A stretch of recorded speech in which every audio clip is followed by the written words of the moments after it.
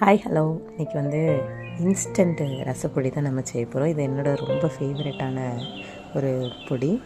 துவரப்பருப்பு, சிறுபருப்பு, முழு மல்லி, மிளகு, அந்த சீரகம் 2 கப்பு, வத்தல் 4, கறிவேப்பிலை, அப்புறம் வெந்தயம், மஞ்சள் தூள் கொஞ்சம் போட்டுட்டு, கட்டிக்காயம், நான் கட்டிக்காயம் கொஞ்சம் யூஸ் பண்ணேன். இதெல்லாம் நல்லா வறுத்து மிக்சியில் நல்லா அரைச்சி அவ்வளோதான், ரெடி.